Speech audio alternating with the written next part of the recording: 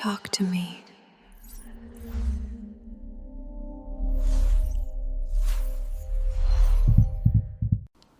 Что, если бы инопланетяне приземлились и пригласили взять вас с собой? Вы бы согласились?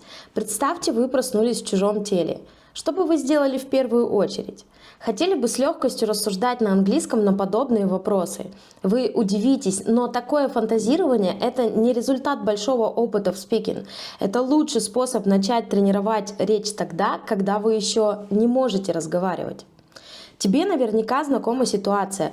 Учишь этот английский, курсы, репетиторы, приложения, блогеры, информации так много, но в реальной ситуации ступор. Could you tell me where is the nearest pharmacy?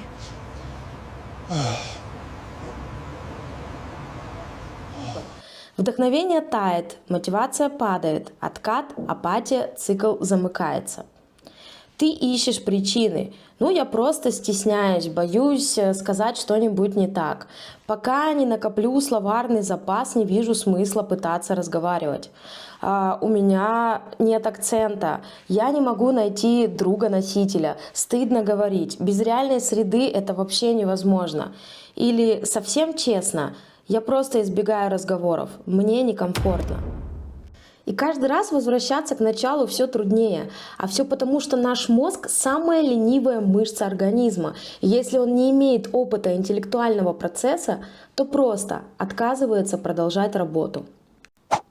В этом видео я приведу живые примеры и расскажу о техниках запуска речи, которые реально работают, мотивируют, повышают настроение и, главное, побеждают лень. Мы разберем, как на самом деле работает память, какие фатальные ошибки заложены в популярных методиках, на чем действительно стоит сфокусироваться и почему дело не в неспособности или в возрасте, не в количестве слов, а в подходе, который просто не подходит вам. Как работает память и почему заучивание — это ловушка? Первое, что нужно понять, это принципы работы памяти, мозга и формирования нейронных связей, то есть языкового навыка. В школе нас с детства приучают к заучиванию. Сначала буквы, потом слова, потом правила. Это работает для младших школьников, у которых еще формируется кора головного мозга.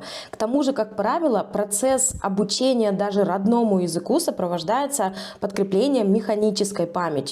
Мы много пишем и повторяем наизусть. Хотя, если помните, поколение миллениалов еще и много писали сочинений, что активировало творческую работу мышления, но транслировалось также лишь в письменный текст. Формула проста. Много повторений плюс механическая память, запомнили и отчитались. Привычка заучивать материал для того, чтобы оценить свои яркие, свежие знания, остается с нами надолго и иногда навсегда. Поэтому большинство моих учеников первое время не могут отделаться от виноватого призрака, который не выучил слова или километровое упражнение наизусть. Поскольку нашему оценочному центру требуются яркие поверхностные знания из кратковременной памяти. Ключевая ошибка — продолжать учить слова, как будто нам 9 лет. А слова без контекста — это мертвый багаж. Они не формируют навык. Эта информация оседает в кратковременной памяти и исчезает или максимум уходит в бледные архивы. И когда же речь идет о разговорных навыках, нам важен смысл, контекст и эмоциональная вовлеченность. У взрослого человека формирование речевых нейронных связей происходит на психоэмоциональном уровне, а для этого мозгу необходимо получить опыт производства собственной речи, перевода своих мыслей в устные предложения на изучаемом языке. Sofa, coffee table, floor lamp. Why am I doing this? This is ridiculous. В противном случае это похоже на то, как вы приходите к своему мозгу и говорите: а теперь все будет называться по-другому. Естественная реакция вашего мозга будет напряжение и отторжение. Нормально же общались до этого.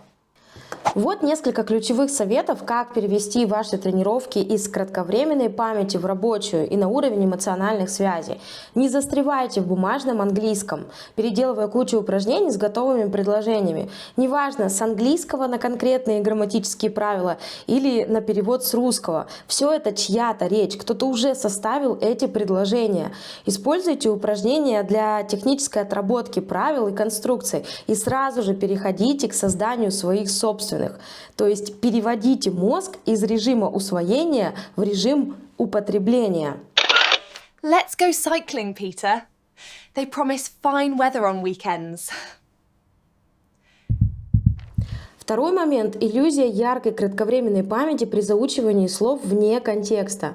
И придумывать ассоциации отнесу сюда же. Ассоциации сработают на небольшом количестве слов и у определенной категории людей. В большинстве же случаев это также иллюзия проделанной работы. Свежий пример – a desk – рабочий письменный стол. Ученик говорит: «Отлично запомню, как доска». На следующем занятии не может вспомнить, подсказываю ему: «доска». Он говорит a board. В среднем активный словарный запас для уверенного английского составляет около 20 тысяч слов. Это немного, недолго и постижимо, если практиковать собственную разговорную речь и осмысленно читать, смотреть, давать обратную связь на языке, но при этом это колоссальная нагрузка держать столько же ассоциаций в рабочей памяти на всякий случай. Английский – это язык предложений, а не слов. Для начала поделите все предложения на две большие группы – с действиями и без действий. Возьмите первую структуру – с действиями и практикуйте ее, отвечая на вопросы на различные темы. Предложения с действиями работают строго по структуре – кто, что делает, где, когда. И вот что интересно, в русском мы строим фразу почти наоборот. Сначала говорим, когда и где что-то происходит, а уже потом, что, собственно, происходит. Сравните. Вчера в парке встретил Диму. Весь день на улице идет дождь. Русский идет от времени и места, а суть в конце. В английском все наоборот.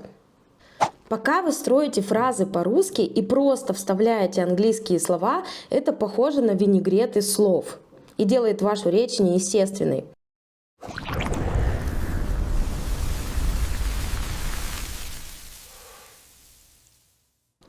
Начните думать в структуре английского предложения, не переводите, стройте. Так что первое, что стоит начать вырабатывать, это привычку расставлять слова в порядок английского предложения, а не переводить дословно. Иначе для иностранца вы звучите задом наперед, словно рисуя декорации и каждый раз переходите к сути лишь в конце. Такой разговор становится утомительным спустя короткое время, как бы традиционно вам не улыбались. In the morning in my room, a big mouse saw.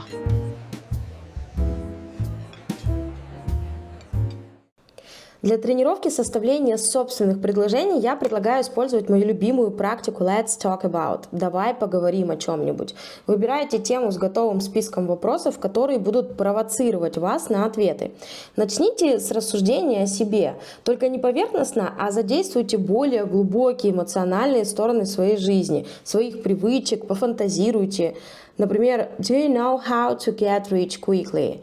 Или do you know how to lose weight easily? Where do you see yourself in 10 years from now? Попробуйте ответить для себя на гипотетические вопросы, не боясь максимально несерьезно пофантазировать, сняв таким образом и мешающее нам напряжение. Формула проста. Условие if плюс глагол в прошедшем времени, следствие would плюс действие в первоначальной форме. Подобные предложения похожи по своим свойствам на наши. Мы тоже говорим, если бы у меня был $1 миллион, как будто он у нас уже был. If I had $1 million, I would buy an island. Если бы у меня был $1 миллион, я бы купил остров. Я люблю гипотетические вопросы, у них нет правильного ответа, зато они учат формулировать мысли. Например, What if you had made a different career choice? Where would you be now? What if you never had to sleep? What would you do with all that extra time? What if you could erase one memory? Would you do it? каждый раз, когда ты отвечаешь на такие вопросы, ты тренируешь свободу речи, а не только заученные фразы. Список вопросов на различные Let's Talk темы с полезными vocabulary и фразами для ответов вы найдете в моем телеграм-канале. Кроме того, там же вы найдете и ежедневные вопросы Daily Questions для того, чтобы завести и сформировать атомную привычку маленькой, но регулярной практики тренироваться в передаче собственных мыслей. А для того, чтобы становиться участником коммуникации, создать эффект подкрепления, снять напряжение и проработать стеснение, обязательно фиксируйте свои ответы в комментариях под каждым постом. Полезно также читать ответы как примеры других старающихся. Это тоже расширяет ваши возможности по анализу входящей речи и развивает восприятие в контексте общей темы. Помните, чем шире потечет ваша мысль, тем лучше. Так что отдайтесь процессу, эмоциям и самовыражению. Используйте словарь и формулу предложения, но не переводчик. Полезно общаться с голосовыми помощниками, колонками, чатами с ИИ, но помните, ваш английский должен перейти в фазу внутреннего диалога, а не во внешнюю зависимость от гаджета и ИИ. Okay, darling, how are the things going for you today? Thanks, good. И главное, не бойтесь ошибаться. Ошибки — это часть процесса, это шрамы в вашей памяти. Еще один момент. Просто смотреть и слушать фильмы, подкасты, YouTube на английском не тренируют речевые навыки. Это не ваша речь. Здесь вы пассивный наблюдатель. They have good English, good job. Важно научиться читать рассказы, смотреть фильмы, новости и видео не только в качестве развлечения, но и в обязательном порядке формировать собственный отзыв на английском о том, что вы прочитали или увидели, услышали. Даже одно короткое предложение уже работает. I really liked Avatar, The Way of Water. It's much better than the first movie because this time the world felt more alive and emotional. Или наоборот, фильм не зашел, тогда говорим: I didn't enjoy the movie Dune 2. It was visually stunning, but the story felt too slow for me. В общем, главное твоя реакция, а для мозга накопительный речевой опыт. Все, абсолютно все, что вы практикуете, даже письменные упражнения по грамматике, никогда не озвучивайте про себя. Все произносите вслух даже наедине с собой. Пользуйтесь озвучкой в электронных словарях, повторяйте за персонажами сериалов или своего репетитора просите озвучить для вас какие-то фразы. И старайтесь, чтобы ваши уши приучались слышать прежде всего вас самих. Это как раз и уберет этот эффект караоке и ступор при реальной речевой ситуации.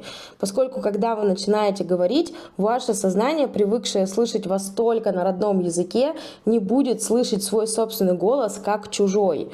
А также, что очень важно, это поможет вам натренировать артикуляционные мышцы нашего речевого аппарата.